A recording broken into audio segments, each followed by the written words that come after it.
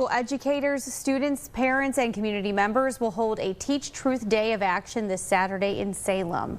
The fifth annual event is part of a nationwide initiative to push back legislative efforts that some believe censor history and restrict learning in schools, including Senate Bill 1 in Ohio.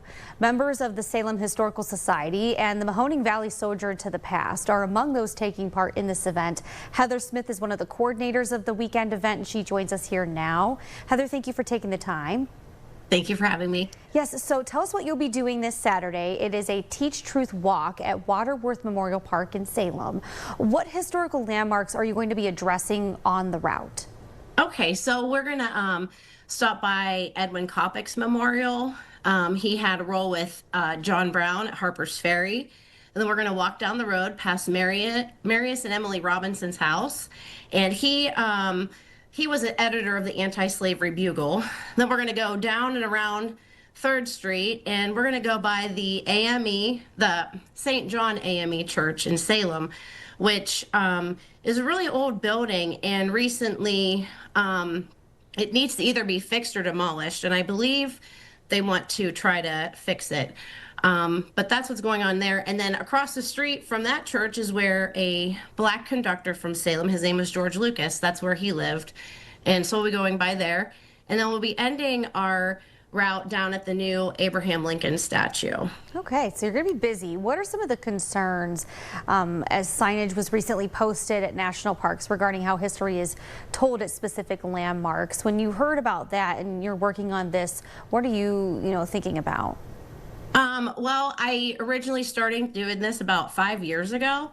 So I just really wanted to dig into my own local history from the things I knew and things that I didn't know. So growing up in Salem, I had learned a lot about the Quaker role on the Underground Railroad, but it wasn't until later that I realized it was actually an interracial liberation movement, and that it just made more sense the more I learned about it. So I started asking questions specifically about Salem, like, who are the Quakers? And I learned a little bit more about the landscape and how to read the landscape. So a lot of times in Ohio, there would be Quaker settlements, and near them would be free black farms.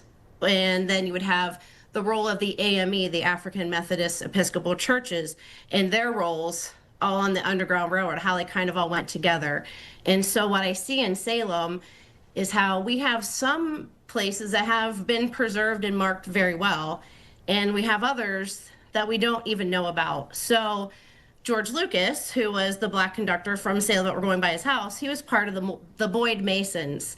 And the Boyd Masons helped build another black church in Salem that's no longer standing. It's just a grassy lot. And it was the Mount Zion AME Church. And the day that it was built, Frederick Douglass came to Salem and he did a speech there. And I think that's really cool too. Just knowing some people that came to our town and the role they had in it, it's well beyond just the Quaker role. Yeah, and Heather, from the classroom perspective, what are educators saying about, what's being limited and how they teach history? What are you hearing about that? Well, I think people are kind of worried about what they're allowed to talk about and what they're not, because they call them controversial topics, and who's labeling what is a controversial topic or not. So if they're limiting what you're allowed to teach with black history, it's hard to teach the whole story of the Underground Railroad if you're only telling part of the story. But being that most teachers are white across America, we were taught what we know, and we were taught more of the dominant narrative. And so not all teachers have the time or maybe the want to go and dig in further to learn a more accurate account of our history and then try to bring it to the table. And that's where the problem is because the teachers that have been seeking that and bringing more to the table are the ones that are being told we're trying to change it or just teach one side. And I'm like, I don't think anybody knows enough of just one side to just explicitly do a side that's not white. I don't know. I don't know where that's happening, but I know people think that might be happening. I just don't know where it would be. Okay, Heather, thank you so much for joining us again. You're having the Teach Truth Day event that happens Saturday at 11 a.m. at in Salem, at the Waterworth Memorial Park. Thank you for joining us at 5. Thank you for having me.